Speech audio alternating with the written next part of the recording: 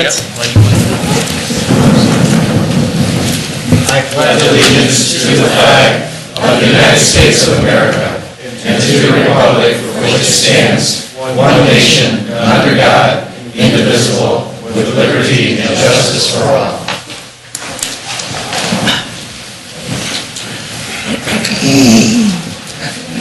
First thing on the agenda is approval of the minutes. Have you had a chance to look at them, Ben? I've reviewed them all. I didn't see anything that needed to be changed. Much like our meetings, I think they're getting shorter and more to the point, so they look good. Okay, well, thank you. We'll regard them as approved then. Approved as submitted. Yeah. And Mr. Zeitler can turn Yes, I'd like to make one change to the agenda. I'd like to bring up Tom Stokes, our construction manager, to give his report at this time. So, with that. Project's going along quite well despite the weather. If you drive by the project, you'll see that the outside is substantially complete. Other than some painting and caulking, and some coping that goes on the top of the walls where the flat roofs are, it's substantially complete. Last week they were successful in pouring the floor in the apparatus room. And after a week of curing, everyone has moved into the apparatus room and is going to work hard to finish it, I'd say within the next 2 or 3 weeks. The office addition, or part of the building, has temporary heat.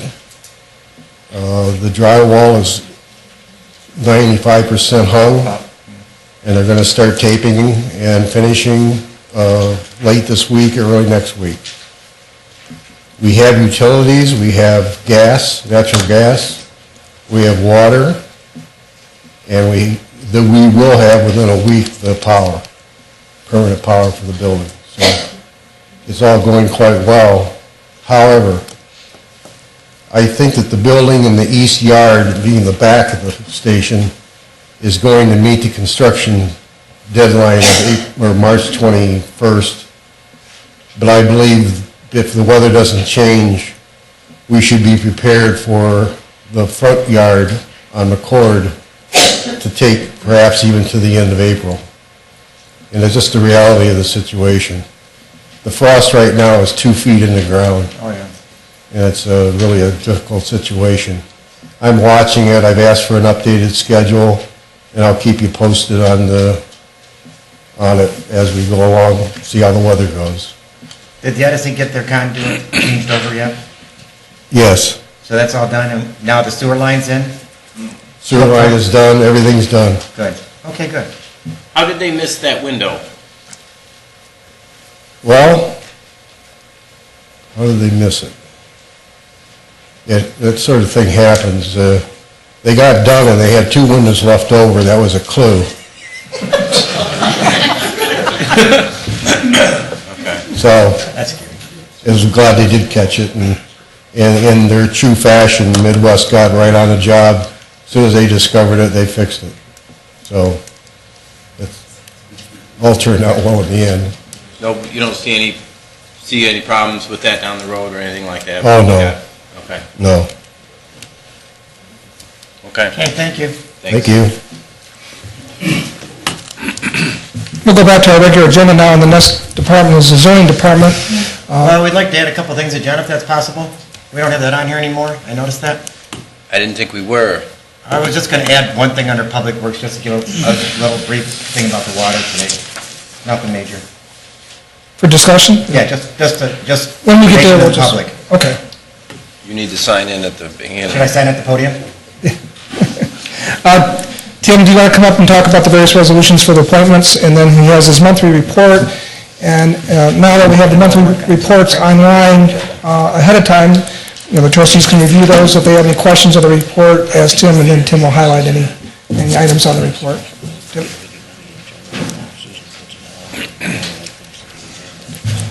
Good evening. We have 5 positions to be filled in the Board of Zoning Appeals and the Zoning Commission. The first position that we're recommending is a 5-year term for the BZA Mr. John Amos, and that resolution offered is 11-009. You want to go through all these, or do you want to do them individually? I guess we can, do we offer them individually? I think we should offer it Yeah. individually.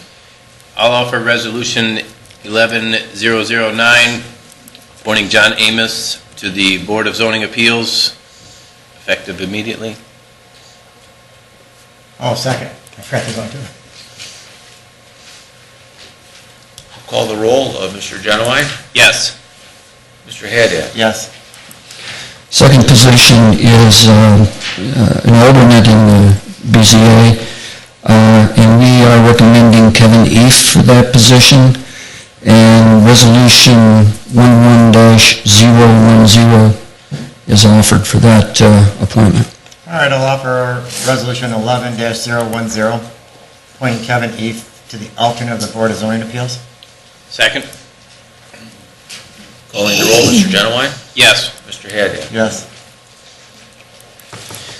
Third position is a 5-year position on the Zoning Commission. We're recommending Robert Epstein to take that position under Resolution 11-011.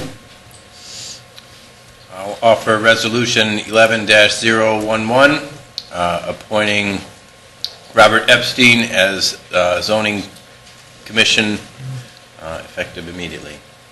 5-year term, is that? Yeah. 5-year term, correct? Second. Calling the roll. Mr. Genowine? Yes. Mr. Haddad? Yes. The next position is a position 1 year to fill the unexpired term of the retirement in the Zoning Commission.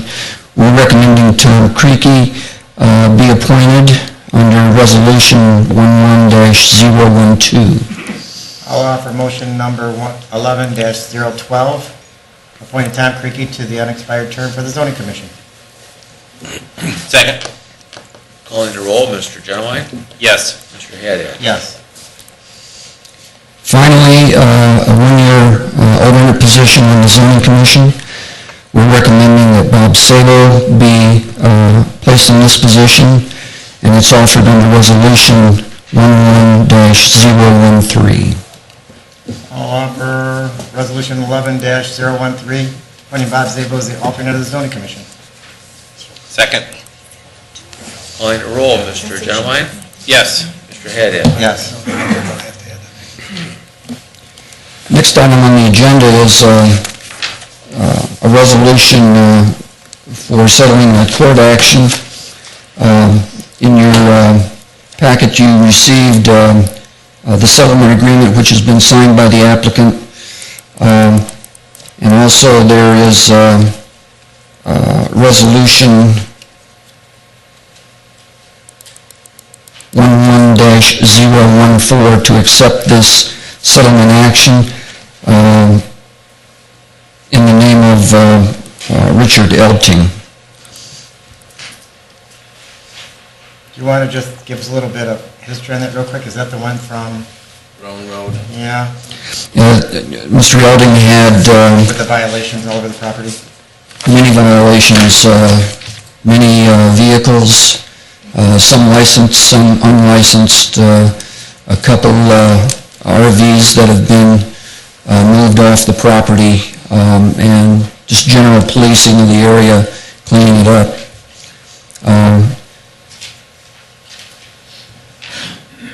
He was very cooperative.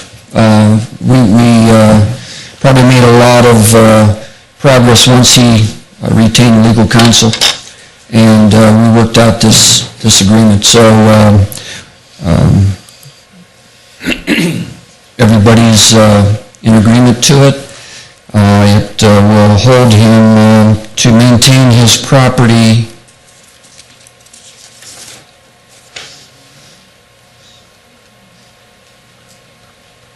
I think it's 5 years. Okay.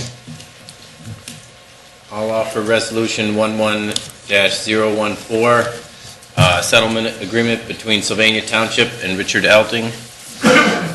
This also dispenses with the second reading? Yes. Okay, second. On the roll, Mr. Genoway? Yes. Mr. Haddad? Yes. You have our monthly report. The year-end valuation for building permits was, or zoning certificates was a little over $30 million. And we had, print's too small. I can't even read it. I'm going to read two of them. 351 permits. 45 single-family new starts during the year, which is a great improvement over last year. Be happy to answer any other questions you might have on it. Finally, I'd like to offer Resolution 11-015. This is in regards to a grant that we have entered into with the U.S. Department of Agriculture, Natural Resource Conservation Service, and they are requiring the designation of a new administrative agent for the administration of the grant. And this resolution amends the original grant that was approved and places John Zeitler as the administrator. What does this do now? It just changes who our person in charge of it, correct? Right. That's what I thought. Okay, simplified. Offer motion 11-15, resolution to approve amending the original agreement between USDA and Sylvania Township and dispensing with the second reading. Second. Mr. Genoway? Yes. Mr. Haddad? Yes. There are a number of our appointees here tonight. If you would like to have them come up and speak for a moment, or Sure. have any questions? If they just want to stand up and introduce themselves, that'd be great. Gentlemen? Evening, I'm John Amos. I appreciate your appointment. I've been a resident of the township for 12 years, just retired from General Motors after 40-some years, 3 years ago. So doing volunteer work for the community is just what I'm after these days. I've got a lot of experience in construction, sat out as ABA before in Northfield Township, Michigan. So I do have some background in this and look forward to serving the township. Report. We appreciate your applying. Thank you. Thank you. Wow, that's Steve. I live in the township, I work in the township, I'm a local attorney. Got some real estate background, we need help. Look forward to working with you. Great. Appreciate it. Thank you. My name is Kevin Eve, recent appointee as a Board of Zoning Appeal alternate. Thank you for your consideration and for the opportunity to serve this community. Been actively involved in the community for the last several years, and just a great place to live, raise a family, and I really look forward to this opportunity. I'm an attorney, and I think my educational background will certainly assist me in this role and in serving the community, and making sure that the letter and the spirit of these laws and the zoning laws are followed. So, Thank you. Thanks, Kevin. Hello, I'm Tom Craigie. I'd like to thank trustees and board for my appointment. Fourth generation resident of the township. Family's been here, like I said, since the early 1900s. Lived, worked, went to school in the township. And I think I offer, I'm not an attorney, I'm a farmer. I just wanted to point that out. So I think I bring a fresh perspective back to the township that maybe we haven't seen in a long time. And maybe something we could use going forward. I'm very pro-business. I work hard, I play hard. And I think that's what Sylvania needs. So I appreciate your appointment. Thank you. Thanks, Tom. That's all I have. Thanks. Tim. The next item on the agenda is Public Works. As you remember, Public Works gave their monthly report last meeting, so we do not have a monthly report, but I'd also like to bring up Today I received an email from the Lucas County engineer talking about a traffic light situation at Sylvania, JCC, and Headstone, I think is the name of the street. That's in dire need of repair, and I'll have Greg talk about the request to work at night on it and why it's a good idea. Good evening. The work involved is replacing the traffic lights at Sylvania Avenue and the entrance into the JCC complex, which is a four-way intersection at Stonehenge. Stonehenge being the city of Sylvania north side of the center line. City of Sylvania has already granted approval to work during nighttime hours. Sylvania Avenue, the two-lane part specifically holds 20,000 vehicles per day. I strongly recommend work at night on this section of the roadway to avoid delays and such. So, How long, are they, going to come in at 6 o'clock and work till, you know what their work schedule is going to be? Or are they going to have lane restrictions, or do you know what it's going to entail, or? Typically, it would be if there is a work restriction or lane restrictions, there would be flagmen with overhead lighting. There will be backup alarms, diesel engines running, but there shouldn't be like a jackhammer or anything along this line, so. Thanks. They're estimating 3 days. Okay. 3 nights. Question about overtime, is there going to be overtime involved, or Well, this is paid differential? this is a private contractor. All right. I don't They're know taking the care of that on the bid, right?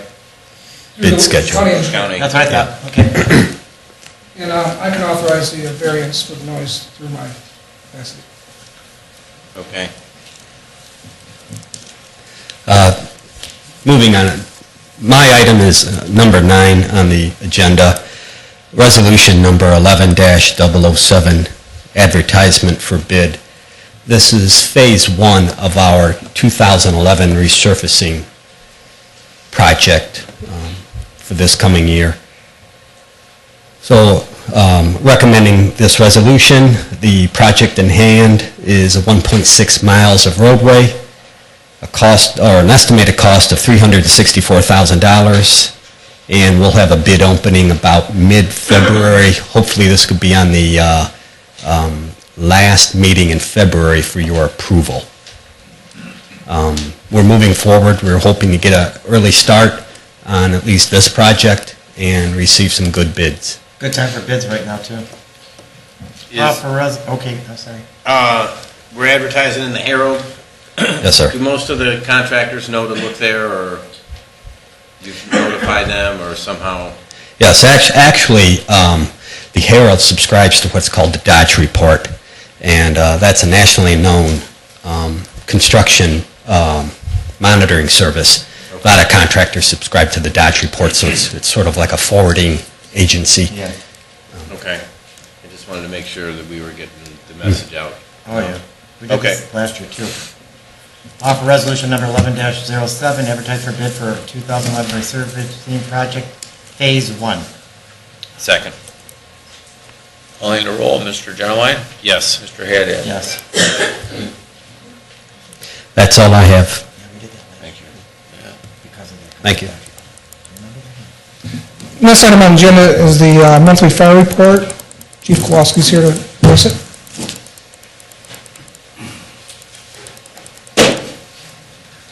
Good evening. You have before you the monthly fire report for the month of December. As you can see, we had a slight decrease in the fires and a slight increase in our EMS incidents for the month of December, which brings our total down for the year of 4,183 incidents for 2010. We are on goal for our monthly, for our commercial building inspection program. We have quite a bit of data that has not been entered into the system yet, and as soon as we catch up with that data, I'm sure that we'll close the gap on the targeted amount of inspections that we wanted to do and get into every commercial building. We had 11 building plan project reviews. We had two fires, one of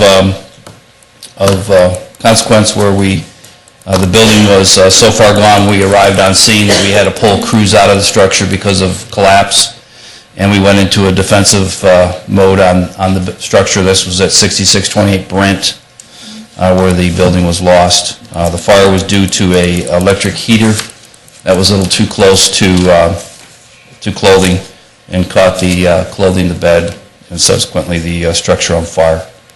On our rescues, we had one significant rescue where we had a dog that was in a pond, trapped in a pond. Crews arrived on the scene. We had enough manpower, and we were able to dress out 2 individuals in ice rescue suits, committed to 1 person to the water to get the dog. The dog warden was there and took the dog to the vet. We chose to go in and get the dog. There were several neighbors there that wanted to go in and try to get the dog themselves, which would have created even a bigger issue. So we had the manpower, we had the ice rescue suits, and the guys went in and got the dog out without any incident whatsoever. During that fire that we had on Brent Road, we did have a mutual aid request from Toledo and Springfield Township. Both Springfield filled in at our number 2's fire station, and Toledo Fire Division filled in at our number 3's fire station. Page 4. We had community risk reduction, building inspection program, public safety education. We got into a couple schools, did some safety events for the schools, some educational events with apparatus displays for the young children in kindergarten. And on the last page with the training, page 5, there was no training for Lucas County EMS in December. We started back that training in January, so we are going to see a slight increase of our overtime costs because of that training is now started back up. Each paramedic has 4 hours of training every month for 8 months during this year, 2011. We do have a advanced cardiac life support class coming up in April, which will be an 8-hour session. With that, when we do the 8-hour session that month, we'll reduce 1 month by 4 hours. So it'll be just a total cost, the same cost it was last year. We did receive 4 gas monitors from a grant program that Lucas County applied for. All those monitors are on the apparatus right now. We can go ahead and take those into a building, get CO monitor levels, oxygen, you'll sense oxygen and LEL levels, as well as lets us know if there's any poisonous gas around. That is about it for the annual report, or the monthly report. And I do have 2 other items. One item is I have to, unfortunately, advise you that we have a resignation from the Fire Division. David C. Gallagher has resigned his position of Toledo Fire Division as of the 27th of this month. Dave has gone to the Toledo Fire Rescue Department. He has been on the list for about 6 months now, and he said it was a rough decision for him to make, but he did decide to go to Toledo Fire Division. So we not only have 1 opening right now with Lieutenant Chaya retiring in December, but we have a second position open now with D.C. Gallagher retiring, or quitting also. And I think we have something later on, a resolution later on, that we'd like to ask you to approve, which gives me the ability to hire 2 individuals to fill those positions. And that's all I have, unless you have something for me. I was there when the monitors came in, they're pretty nice. Yeah, they're actually, each first out response unit has one now, so we don't have to call other apparatus to check CO levels or oxygen levels in a house, and they are pretty nice. Thank you. Thank you. Thank you, Chief. Next one is the Police Department. Chief Boney's here. Give his report.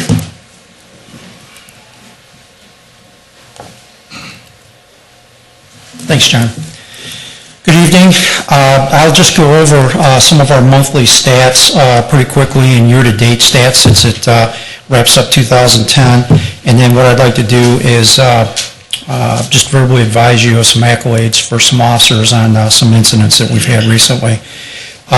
First of all, as far as on page 1, you'll see as far as our reporting, we had 1,414 calls for police, 368 calls for fire, and 1,070 calls for 911. You'll see that's pretty consistent with the previous 2 months of October and November of 2010. The 1,414 calls for service in December brings us up to 17,637 calls year-to-date for police services. We wrote 186 citations in December for a total of almost 2,1961. Accident reports, property damage, 88 for a total year-to-date of 685.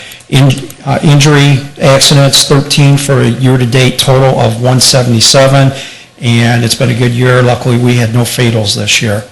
Offense reports, the next page, I really won't go through those. I mean, of interest, maybe burglary reports. We had 7 last month for a total of 97 in the year.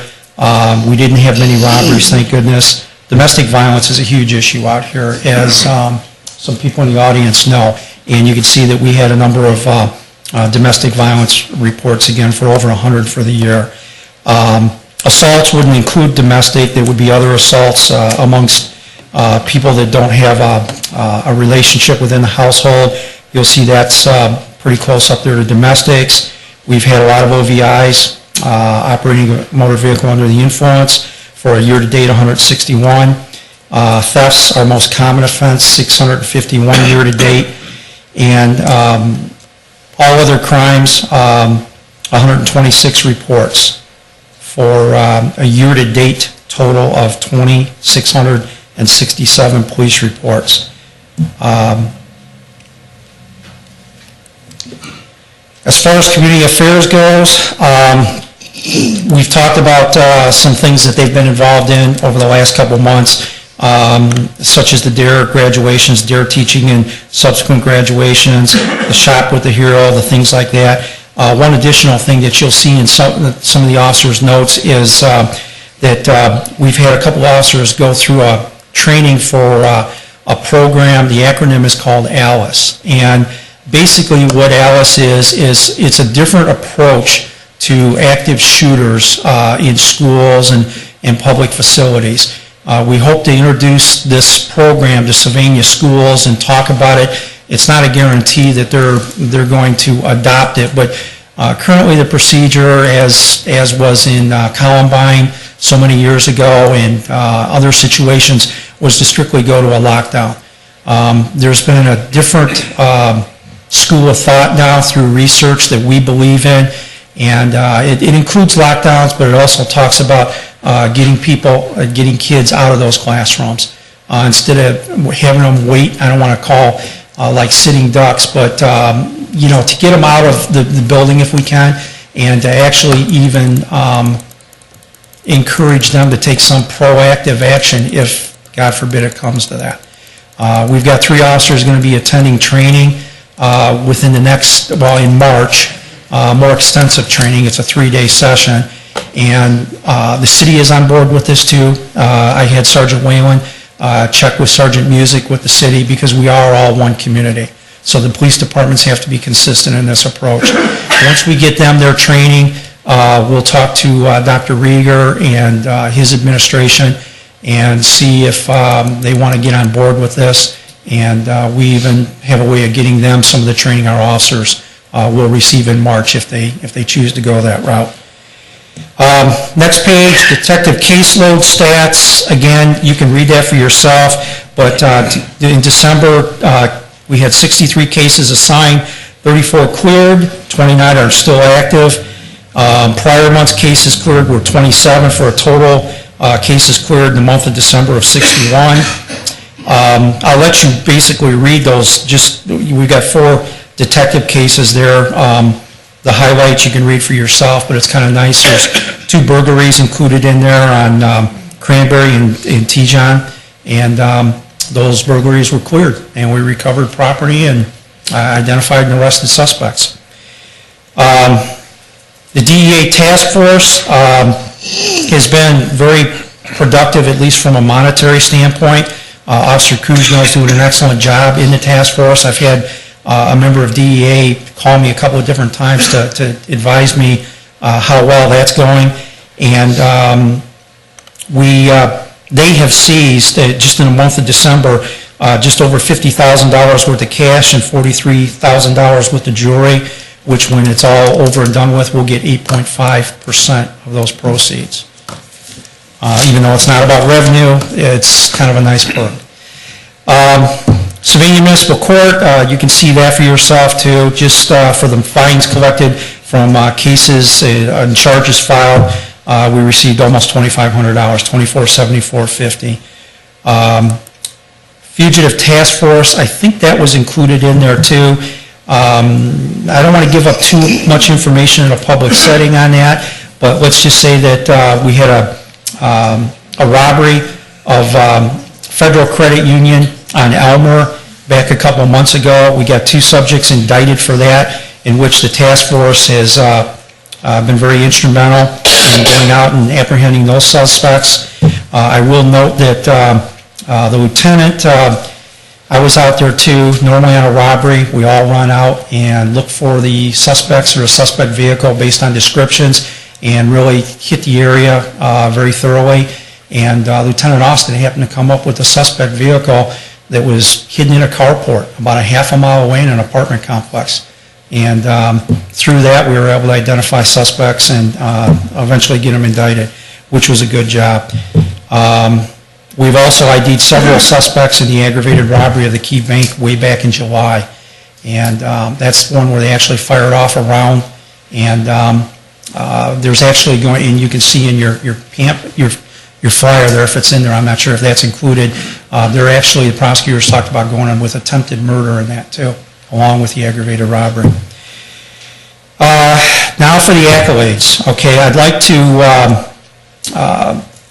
note that back on January 6th, I received a memo actually from Nancy Beckman, the administrative assistant, my administrative assistant, who is, I'll just add, just phenomenal. Okay, she does a terrific job, and I don't know what I'd do without her.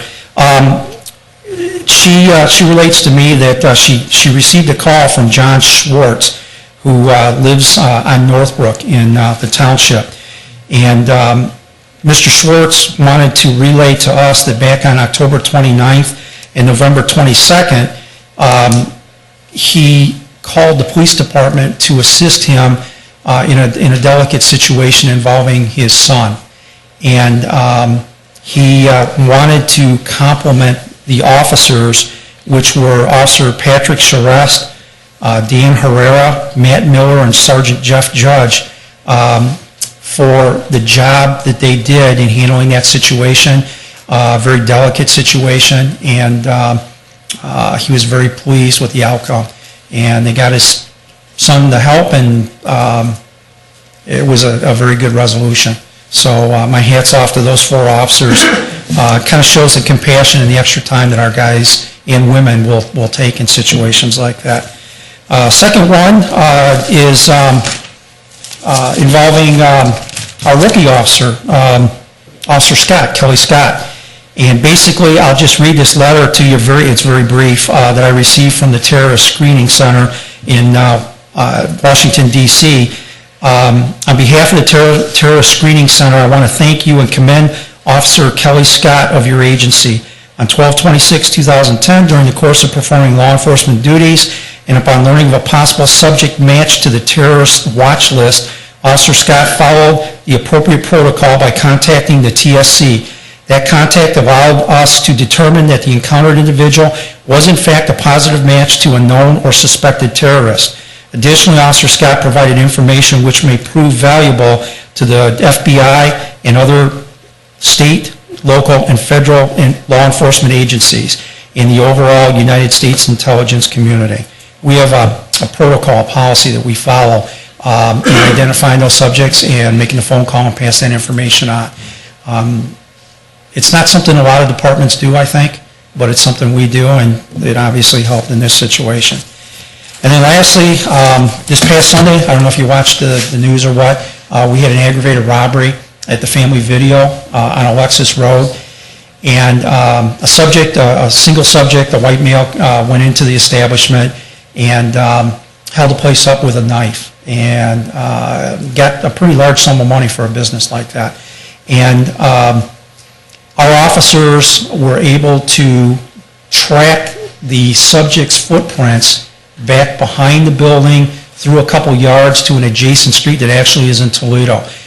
There, they identified, and I am going to write a letter of accommodation and perhaps get him in here in a future meeting. They identified a resident on this street that had observed this subject get into the car and actually, got a good clothing description, saw him carrying a wad of cash, and subsequently gave that information, most importantly, including the plate on the car, to us.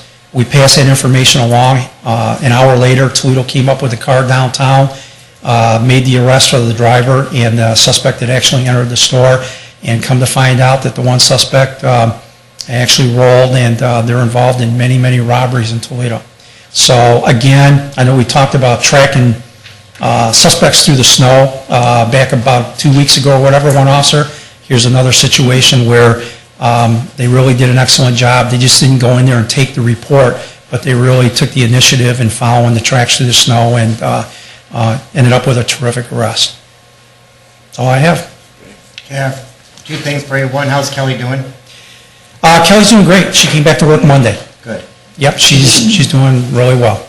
From what I heard from everybody, she was sore because of that Ron Dykes' party, and they were talking about that she was doing pretty good, but she didn't come. So I didn't know if she was back to work yet or not. They said that she's coming back. Okay, yeah, she came back Monday, and in fact, she worked today. I heard her on the air. In fact, she actually had to stay overtime a little bit because of the calls for service, so she's doing great. Okay, and the other thing I heard, everybody's been calling me about the incident over on Selgrave with that house over there. Yes. With the shooting? Yes. What is going on with that? Because, I mean, people have been screaming at me about that, basically. Okay. The neighbors in that neighborhood. From that, recently, because No, they wanted to know what was going on, what is being done with the house, are the residents still there? Those type of things. Okay. Well, where do I start? That's a pretty long story, but the actual homeowner... The woman. Yeah. I know the whole story, I just want to know... Okay, well, we've arrested 2 of the 3 subjects involved in the shooting. Good. The alleged victim isn't really that much of a victim. That's the person who lived in the house. Right. And we're still working with ATF and DEA trying to come up with something with him. With ATF's assistance, back a week ago, we served a search warrant on the house. Good. And the investigation is still going. In fact, I had spoken to Detective Zemania and Detective Sini that as soon as we get this whole thing wrapped up, we were going to hold a little powwow over there and advise the residents. In the interim, I've talked to 3 of the residents who were a little more vocal. I won't name their names, but we're pretty upset. They called me, and as long as you talk to them and communicate, that's what made me... Talked to them quite some time ago. Thank you. So I think they all seem to be happy at that point. So. Thank you. That's all I was concerned because they were calling me and I didn't want to call anybody back if you already spoke to them. Okay. Thank you. You're welcome. Thank you, Chief. Next item on the agenda is the administrator, and I have one resolution. The trustees have an appointment to the Sylvania Area Joint Recreation District, and the trustees are recommending the appointment of Baron Black for a term starting January 1, 2011 through December 31st, 2013. And even though this is a appointment, he is actually being reappointed. He has been on the board. This is a resolution 11-008. I'll offer resolution 11-008, reappointing Baron Black to the Sylvania Joint Area Recreation District for one last term, he said, of January 1st from 11 to December 31st, 2013. Second. The roll, Mr. Genowine? Yes. Mr. Haddad? Yes. Next item is our fiscal officer, Mr. Simcoe. Yes, sir. We have the December 2010 monthly financial report that should appear up on the screen. And As soon as I can get to it here. as soon as you can get to it. There it is. Took a while to... And I'm not going to read the report this time because it's visible to everyone and everyone can read, but Over the course of the year, we've been working hard, and I've mentioned this, each one of the departments, on trying to tamp down and examine their expenditures. I think we've been successful with that this year. I think we have good numbers, as you can see. And we're going to continue to, as the economy still is flat, and our revenue stream is drifting down some, in that we worked hard on the budget and this year, and I think that we're going to continue to work hard to the finance, and it's really, it's the fiscal department, but it's what's most important are the various heads of each one of the departments in that, fire, police, administration, that zoning, that have to watch those budgets and that, and press down their spending, and so that's what we're going to focus on again this year, and try to do as well. So that is, other than that, it may be hard to believe, but there are no resolutions on for the fiscal. There are no motions. Okay, Jim? But just wait until next. Just wait until the next meeting. We'll have 38 of them then? Yeah, we will catch up, and that's all I have. The only thing I was worried about, because I was talking with Anita's office, she says that they're still worried that there are going to be more foreclosures this year. So we're going to have to watch our budget very carefully this year. Well, there's an article in the paper that was addressing that, and I think that we still, the whole economy in Lucas County is still difficult, and we get caught up in that, obviously, and so that's one of the reasons we're, as the trustees know, are encouraging all of the departments to watch their spending, and we are. Well, that's where I'll bring up my other real briefly is, I attended city council meeting in Toledo today when they had the hearings on the water rates, and the council members all have agreed to not do the Mike Bell proposal, but any other proposal, Mike Bell said he was going to veto. And the point is I said, you don't understand that people can't afford it, and 8 of the city council people recommended the fact that 10% enough is an increase for Toledo, which would be a 3% increase to us on the township. Any more of a burden than that? I said I would recommend at TMACOG that we start looking at our own water districts if that comes to play, but that was my own personal opinion, and that's what I offered down there, so just let the public know. Thank you, that's all I have to say. And fiscal is done. Thank you. Next item on agenda under other businesses, we've had various funding requests from charitable groups and other agencies to the trustees for funding in 2011. The trustees would like those agencies to make a presentation of why they need the funding and how much, and so at this point, we will let those agencies address the trustees and request the funding. Is there a particular order you want to go in, or? No. Who's ever ready? Who's first, and let them go.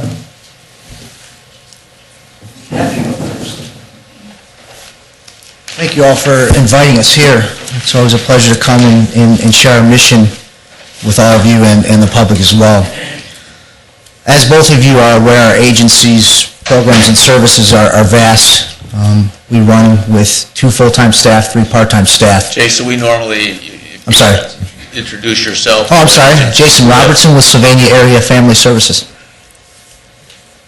Thank you. You're welcome.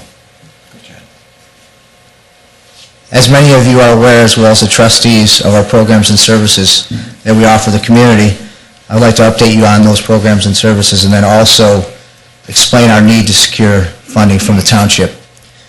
We have a variety of different programs: our weekly food harvest program, our government commodities food program, our emergency food assistance program, holiday basket program, as you saw a little bit earlier up on the screen, after-school mentoring program, youth summer camp, youth diversion program, and also referral services, all of which are dedicated to supporting those individuals that live within the Sylvania School District, which include the township and the city.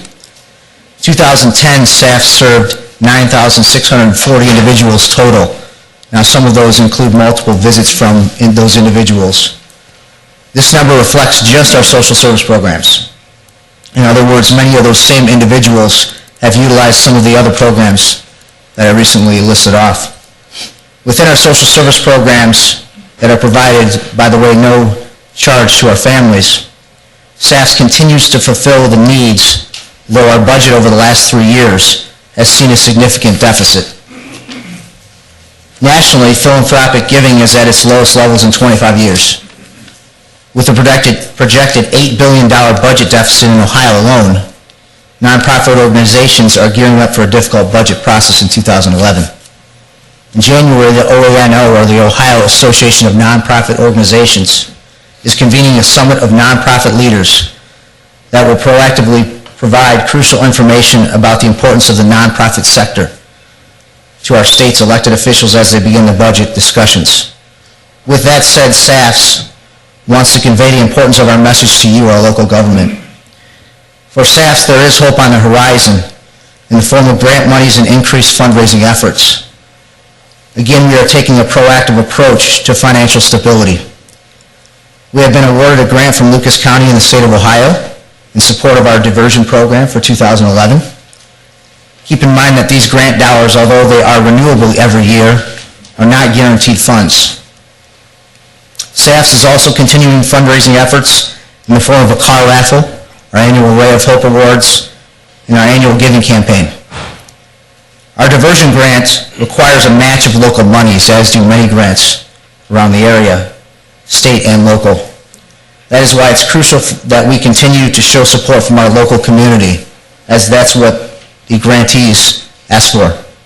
In response to our declining economy, SAFS has recognized the need to operate more efficiently. And as a result, we have reevaluated our budget, trimmed our expenses by an estimated 4%, without compromising the quality of our services. We operate with 2 full-time staff and 3 part-time staff, all of whom work at well below the industry standards. And yet we continue to be recognized by virtue of our 2010 Better Business Bureau Torch Award for our services to our community. So I would like to take a minute to thank you for your support in 2010 and also your support for our capital campaign, and respectfully ask that you consider SAFS for funding in 2011 an amount of $15,000. I'll be happy to answer any questions that you do have at this time. I have one question for you. How much is Lucas County giving you? It's a local and state grant in the amount of $43,000 for our diversion program. Thank you. It requires a local match, so it's a 75% from the state and local entity, and then 25% is what we have to match as an agency. Which typically in the past we've used dollars from the city and the township to match that grant. Any other questions? Last year we, I think we gave you guys 10,000. That's correct. Where would the additional 5 be going? Is it just because of the lack of? I know the Salvation Army was on the news. They said their donations were up. I was surprised to hear you say that private donations are down to a 25-year low. Yeah, that's the average nationally. That's what the research and the statistics say.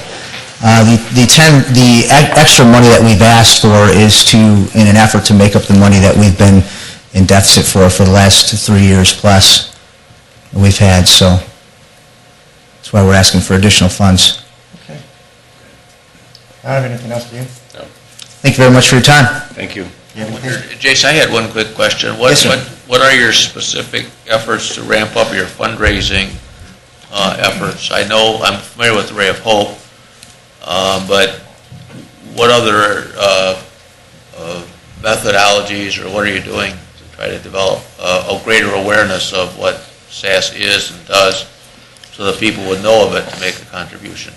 Well, we've got several collaborations in the community. We've utilized relationships with other organizations, SCAD included, as well as Lucas County, the court system, and some of the other programs that we do offer. As far as fundraising goes, we are... or solicitations, try to encourage people and make them aware of who you are and what you do. Right. Public. Rotary has stepped up to the plate and I think has offered like 400,000 over 100,000 over a couple of years. It's capital dollars, yes, that's correct. $100,000. But one of the strengths of our board of directors is that it's sort of ever changing. We've got some new folks on board, on our board of directors that are go-getters, so to speak. And so they've offered up new fundraisers. In the past, we've done the chocolate affair, so we're always searching for new avenues to create some more revenue for the agency. Our car raffle this year brought in roughly $30,000, and so we're doing what we need to do. 14 overall, but so we're doing what we can to offset the deficit that we're working with right now. Thanks. You're welcome. Thank you. Thank you. Next.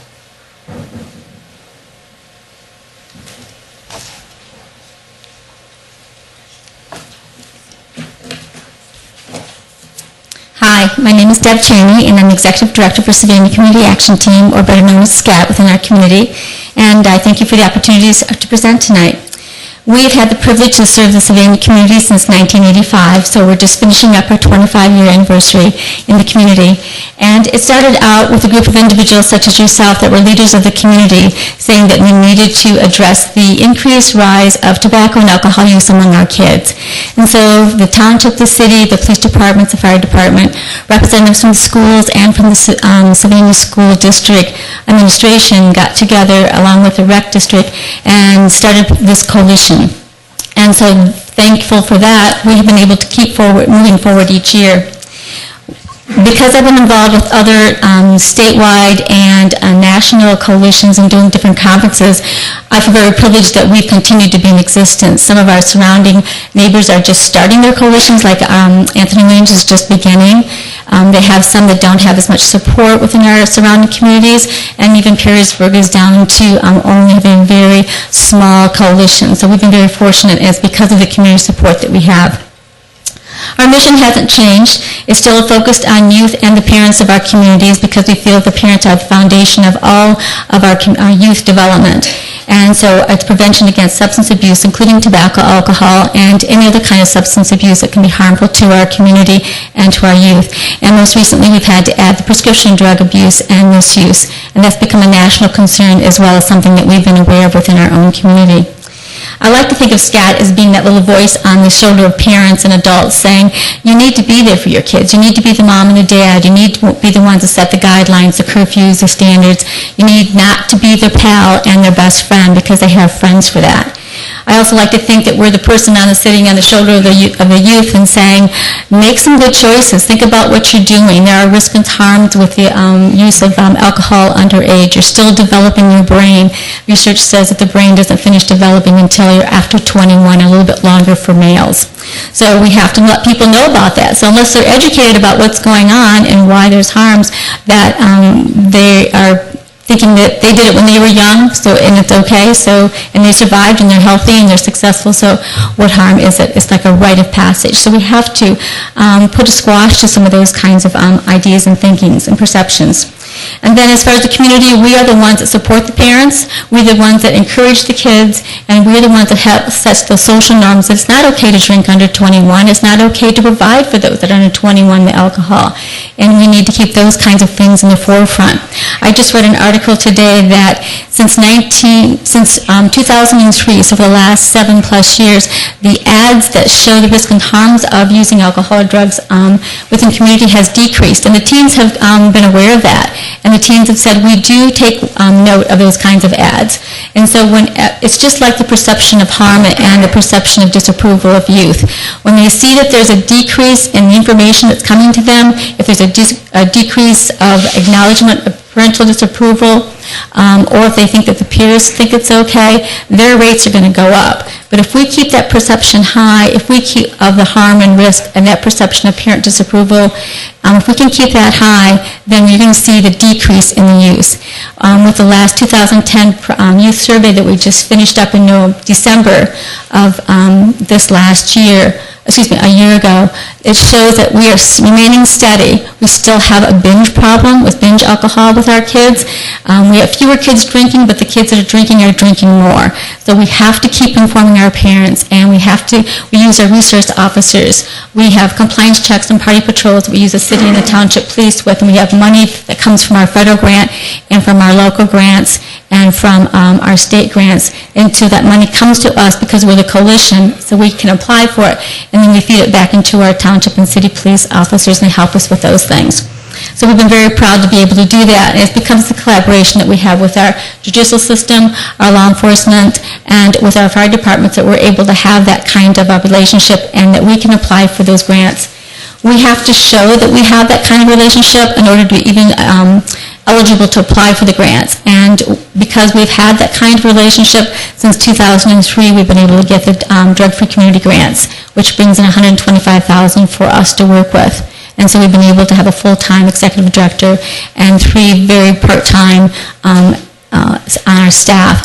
Part-time meaning they work 8 hours, 12 hours, nothing even closer to 20 hours, but they help with all the details that we do with our programs. With that grant, it's a match, so we have to come up with a match of $125,000, and that can be an in-kind, which is like with our site, with the schools give us the site that we can be housed in, any kind of volunteer efforts, but it also has to be a portion of real money. And we do that with fundraisers, with some of the activities that we do. We have a fundraiser spectacular we do as an annual event, and we started that because we knew we had to be self-sustaining. We're only eligible for this grant for 10 years. And so after 2014, we will have exhausted our 10 years of eligibility with that. And so they really look at you as working at being self-sustaining. In year 7 and 8, which we're now in 7, we have to match them to by 125%. So we have to come up with $156,000 and match. And in the last 2 years of that grant, we have to come up with a match of 150%. So we have to be able to match it with $186,000. We have contributed to keeping our rates where they are or decreasing them. We have helped to decrease the age of onset. We have increased the perception of harm and the perception of parental disapproval. And we've done that with cooperation of the support with all the entities that we work with. We need to continue with those messages, working with the parents, working with the community. As I had stated, unless the kids see that this is always in the forefront, I always sometimes feel like I'm going to bear bad news, but we have to keep them aware, we have to educate them. We need to have continuous involvement in our community to keep the substance rates decreasing.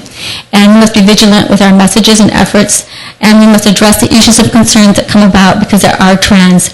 But if we relax our efforts, then the pressing issues and concern that we have with our kids will continue to rise, and we will be changing the positive changes that we've been having into some negative crisis that we'll have to be addressing. And it's with this that I'm asking the support of the Savannah Township to help us with our fiscal year 2011 for the price of $19,500. What was SCAT's total budget for 2010? We have we had $172,000. And what is it for projected for 2011? It is projected to be the same thing. We're working within the same budget. Because it's 2 years in a row. Yeah, I didn't think there was one in between. No, but I was saying they have it for the same, then it goes up the next year. Last year, we funded you guys to the tune of $3,000. Right, we appreciate that. That was the first time, there was a 4-year gap. We didn't have any funding, so we appreciated that.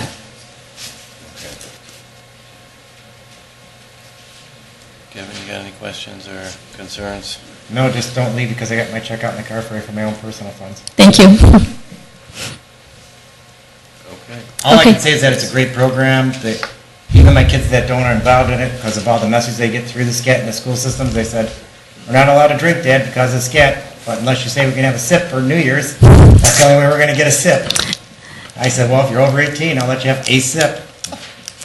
But they were very good because of the lessons they learned. You can do that because you're the parent. But they know not to do that behind our backs because of their training. Right. Thank you. It makes me feel good. Thank you. Do you need a copy of the grant request and all the information? I have one if you need that. Great. Okay. Thanks, Deb. Next, John? Next. Keith? Thank you.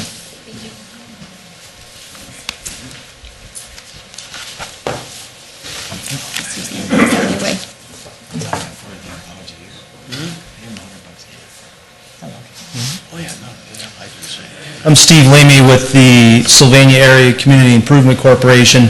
I'm the chair of the organization this year. It's a nonprofit, obviously. We really have a very skinny budget. We have one half of one employee. The rest of it is all volunteer, local political folks around town and business folks volunteer their time to help create, retain jobs for the area. We're actually for the Sylvania Township and the city. Most recently, over the past couple of years, we've helped the township gain employees to a significant number. Over 50 jobs were created all along Central Avenue. It was ground penetrating radar, J&R Contracting, Tony and Guy, Next Specialty Resins, several companies in the township that altogether over 50 jobs were created. So I think we're doing a good job of giving a great return for the $6,000 that you funded us in the past. So we're asking that you renew that. And again, we do run a very tight ship. We're pinching our pennies, and I think we're giving a good return, and certainly plan to do that for 2011.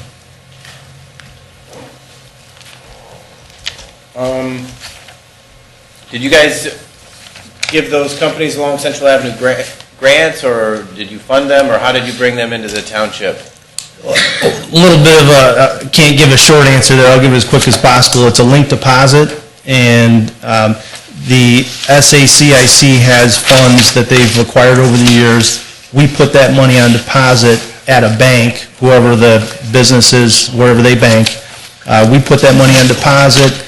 We don't ask for any return on that, so we forego the interest.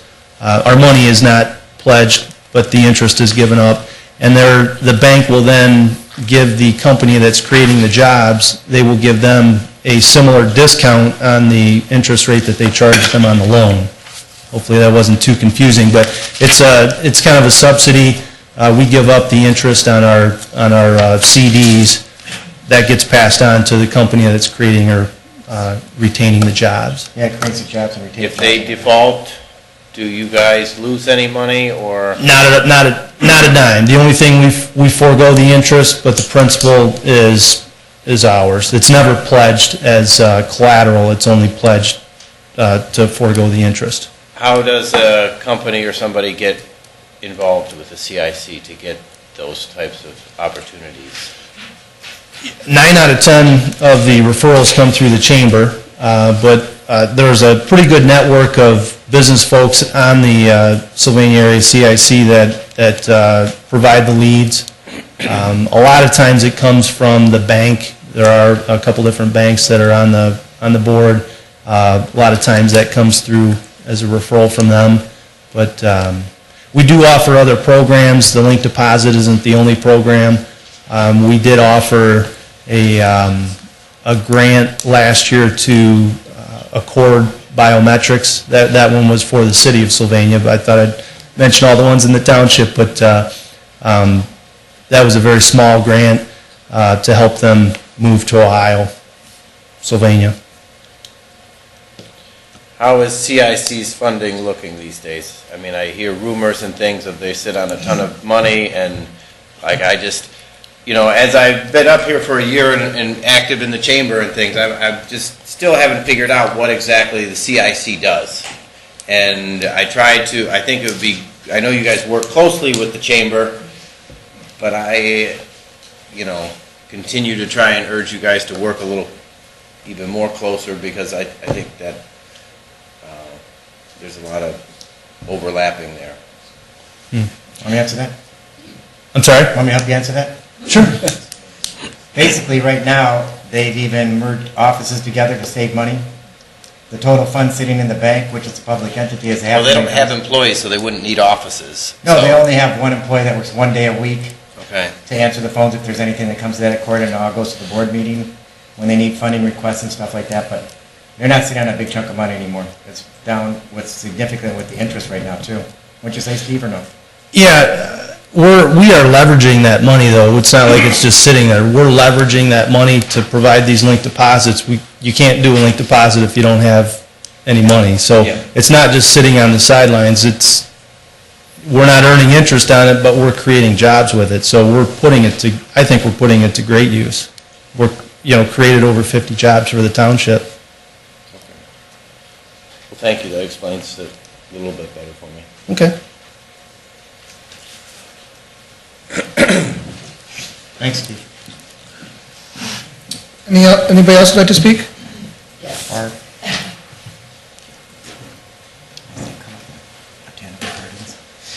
Hi, I'm Barb Northrup with OSU Extension, Lucas County, and I was so excited to be here that I showed up last Thursday to an empty house, so I'm here fighting with the others for our share of the budget. We sent out packets in October explaining our program. It's a consumer and urban horticulture program, and there are some municipalities within that group that did not understand what extension was.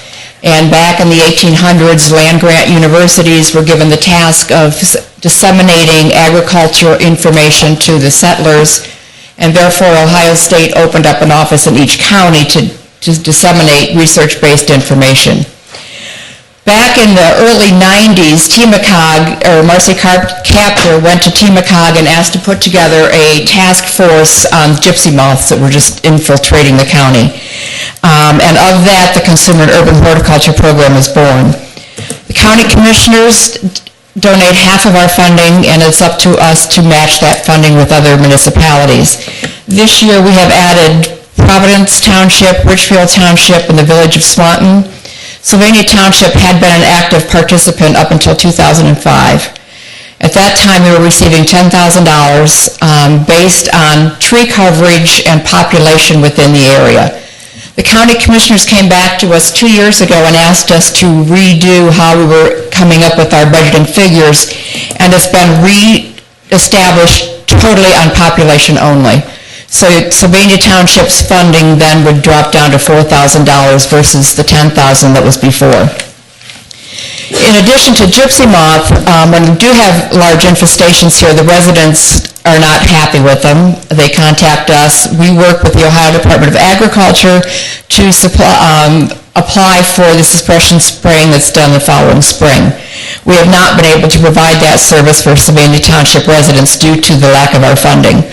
We send them back to talk to the township, and the township refers them back to our office. So by the time we talk with them the second time, they're not real happy. But also when emerald ash borer hit Lucas County, we were responsible for working with residents on their properties. When we put out the call, we had so many calls coming into our horticultural hotline because every sick tree that anybody had on their property was an ash tree. And they wanted us to come out and look at it. But we found maples, we found oaks, we found everything. But everybody was panicked that their tree was dying from emerald ash borer. In 2009, the county commissioners were going to pull their half of our funding, which was $40,000. And we sent out emails to all of the residents that have called into our hotline. We've got volunteers involved. We went in for a follow-up meeting, and we were told that our emails were second to the Lucas County dog warden at the time. So they reestablished all of our funding, because they said that was the first time they've heard positive responses rather than people calling in to complain. We have that horticultural hotline that's run Monday, Wednesdays, and Fridays, manned by Master Guide volunteers.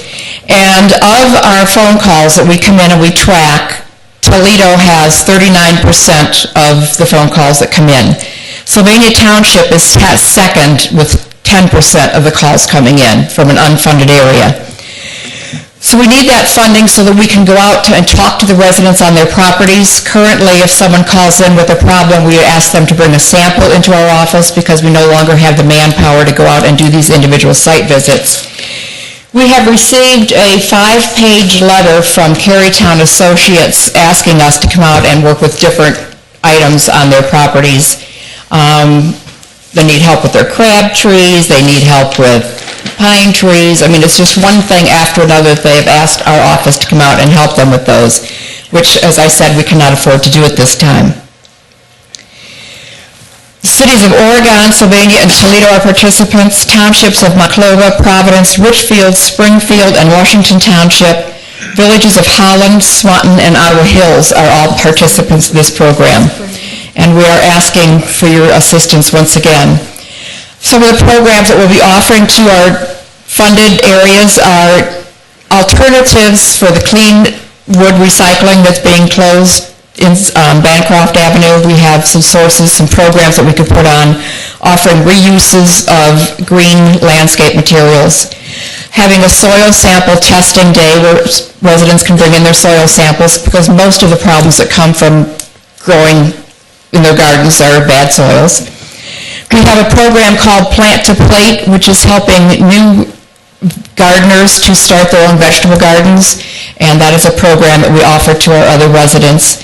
And then how to start a community garden. Our office has worked tirelessly with Toledo Groves over the last 6 months, putting together a resource guide to take vacant land use and turn them into community garden projects.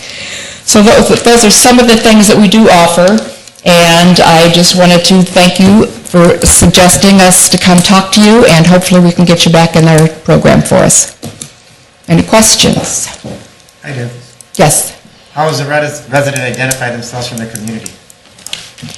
We have, part of our process is asking where they live, which municipality they're in. Okay. So we can determine then. I was wondering. Okay? Thank you. No. Thanks, Mark.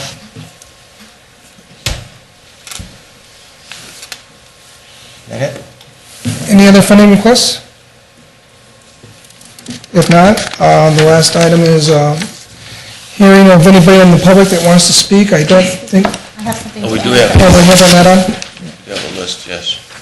Well, We Susan have has an item something under first. other.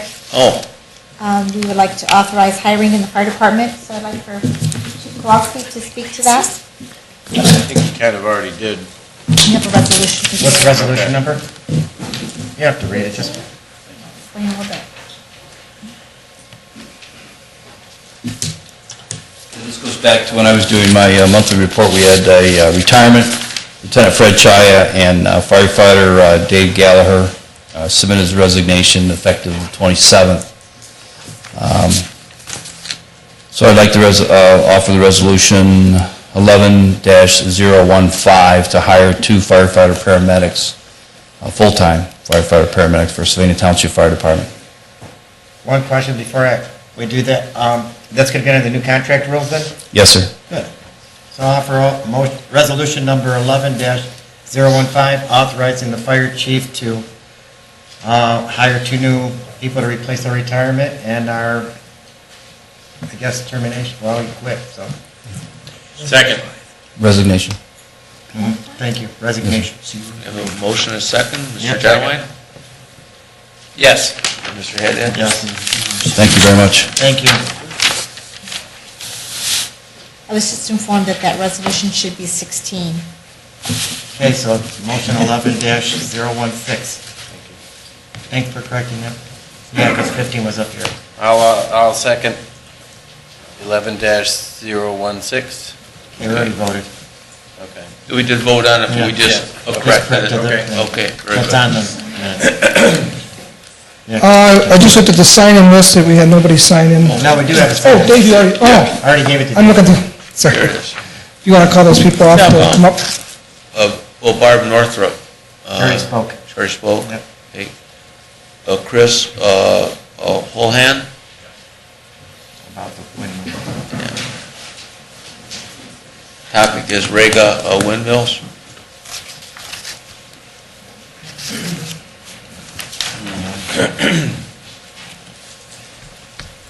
We got a last minute side check here.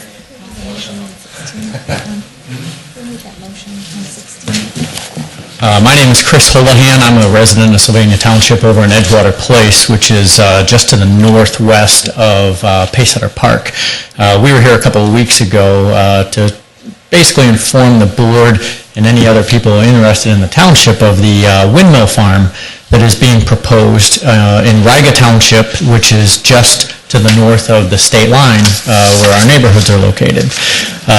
In the last 2 weeks, there's actually been a tremendous amount of activity up there. And what we're doing, Josh came late because he just went to the City of Sylvania council meeting this evening, so I'm going to let him kind of address you folks the way he did at the City of Sylvania and give you an update of what we're up to.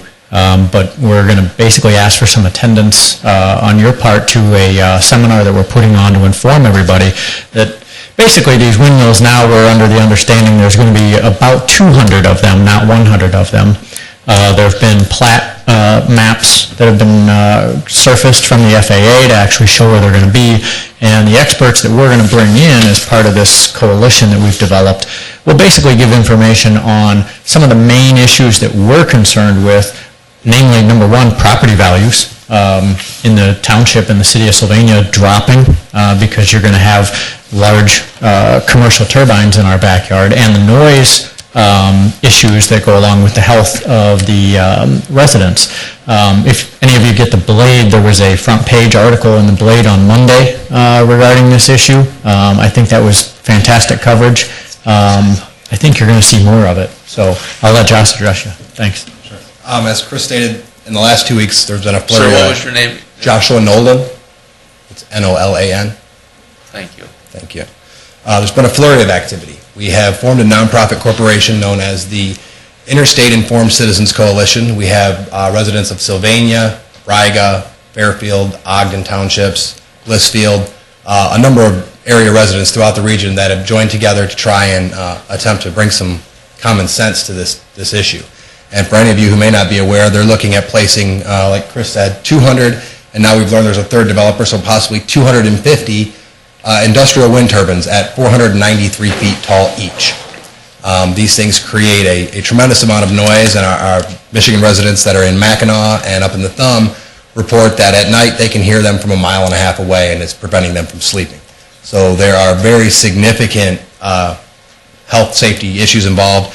But as Chris mentioned, the biggest thing that we've seen that is definitely going to impact anyone within a 2-mile cluster of these wind turbines is a 20 to 45% depreciation in their property values. And that's per a study by a real estate appraiser out of Chicago by the name of Mike McCann. And that's an issue that obviously deeply affects all of us. I know I certainly cannot afford to lose 45% of the value of my home, and I don't know anyone who can.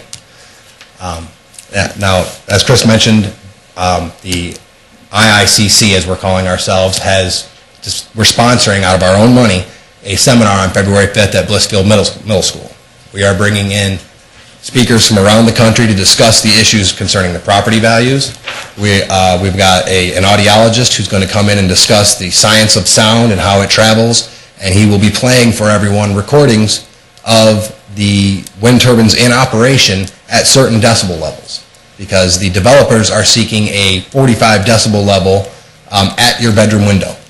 And the Riga Township has proposed a 40 decibel level at the property line. The developers have pushed back greatly on that.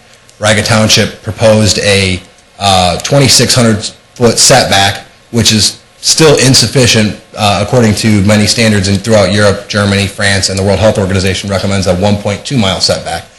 But the developers in Riga Township have asked for a 1,000-foot setback from your door, not from your property line, but from your door. That's an awful large device to sit, a 500-foot tall device, which, by the way, is taller than our tallest building in downtown Toledo. And to have 250 of them located along the border there is quite worrisome. So we respectfully request that members of Township Council attend our seminar on the 5th. It's an all-day event, but it's free. We'll be providing lunch. We're going to have speakers in from all around. We'll have an attorney that will be present discussing land use issues and zoning and what actions we can take as a township to address the actions being taken across the border there in Riga. Still on February 5th? February 5th, Blissfield Middle School. And we've got some brief handouts for you. May I approach? I got my email, so I'm all set.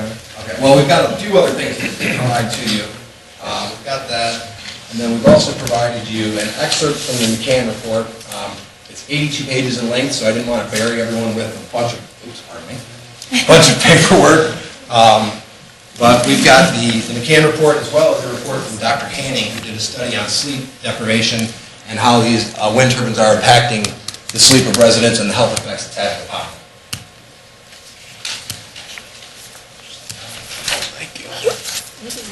Now, it hasn't come to a vote for Riga yet, has it? No, it has not come to a vote. And the zoning hasn't agreed to all their issues yet either? Or no? I'm sorry? Zoning hasn't agreed to all the issues on this?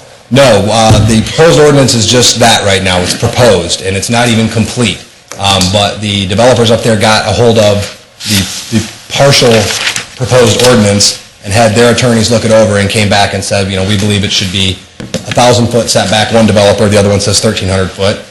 They believe they should be able to create 45 decibels of noise at your door, not at your property line, basically depriving you of the use of the rest of your property. You're limited to the inside of your home then. And then the other big issue is a phenomenon known as shadow flicker. And for those of you who may not be familiar, as the sun sets every night, as it tends to do, at some point it's going to get behind these blades. These blades are 320 feet in length, and at the tip of the end of the blade, it's moving at 170 miles an hour. So as that's rotating around and the sun comes down, you get a strobe light type effect that, according to Mr. Kelly Alexander, who's living near one of these, about 1,300 feet from one, he's indicated that even the darkest shades he has, they do not stop the shadow flicker from coming into his home at night.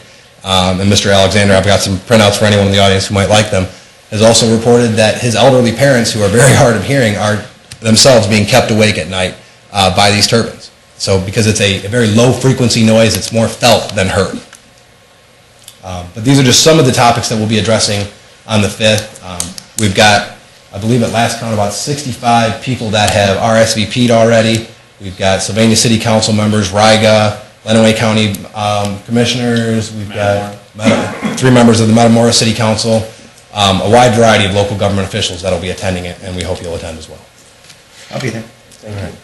Thank you. I appreciate your efforts. I mean, obviously, I think it's picked up a lot of momentum. I read the article in the Blade and things, so keep up your hard work. Thank you.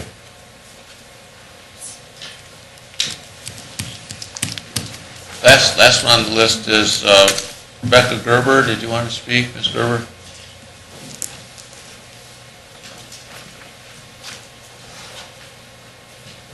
Hi, how are you? My name's Rebecca Gerber. I've been a homeowner in Sylvania Township for 35 years, and we've been retired for the last 10 years, my husband and I.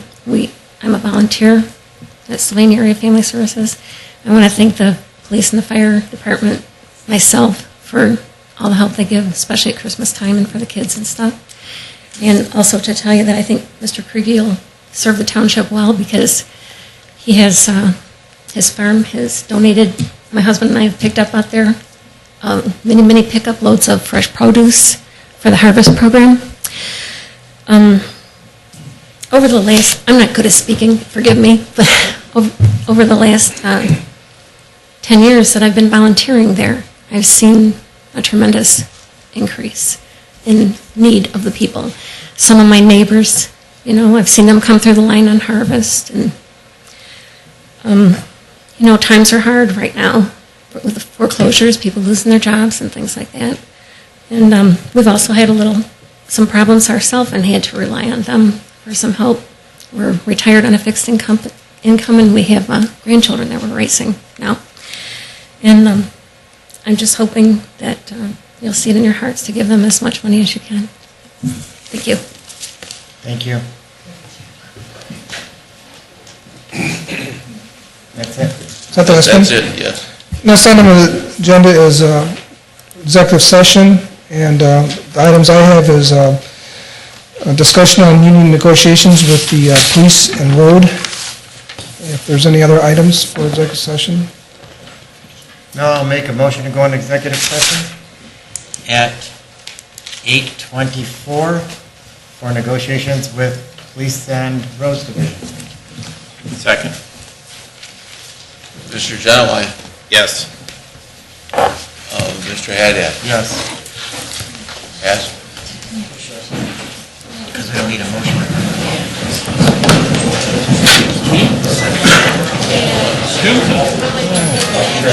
Thank you very much.